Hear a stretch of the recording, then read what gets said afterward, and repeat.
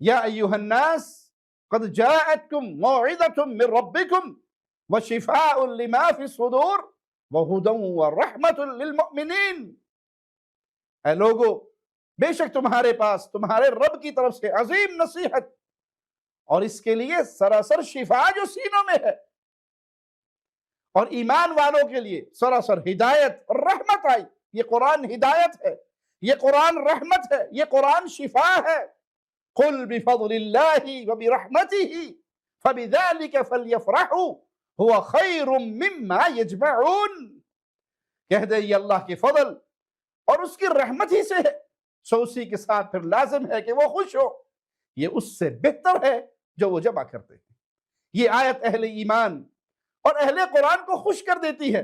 فضل اللہ سے مراد ایمان، رحمت سے مراد قرآن، اور قرآن سے محبت کرنے والا، قرآن سے پیار کرنے والا، اس کے لیے تو فرشتے اترتے ہیں اور یہ تلاوت کرتا ہے، فرشتے قرآن سننے کی جستجو میں رہتے ہیں۔ تو بھائی، قرآن کی صحبت بڑی عظیم صحبت ہے، یہ قرآن کی دوستی بڑی عظیم دوستی ہے۔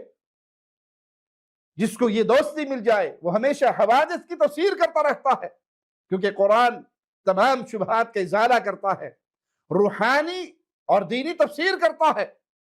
تمام سنن ربانی قرآن میں موجود ہے، تمام مقدمات اور نتائج قرآن میں موجود ہے۔ تو قرآن کی صحبت پانے والے پر اللہ کی برکتوں کا نزول ہوتا ہے، ایسی برکتیں جو منقطع نہیں ہوتی۔ آپ صرف سورۃ بقرہ کے بارے میں رسول اللہ صلی اللہ علیہ وسلم کا فرمان دیکھ لیجئے، اللہ کے نبی نے سورۃ بقرہ کا پڑھنا باعث برکت اور اسے چھوڑ دینا باعث حسرت قرار دیا۔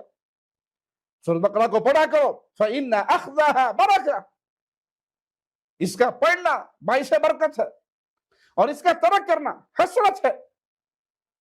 تو یہ صرف ایک سورت کے بارے میں، تو پورے قرآن کے بارے میں برکتوں کا کیا عالم ہوگا۔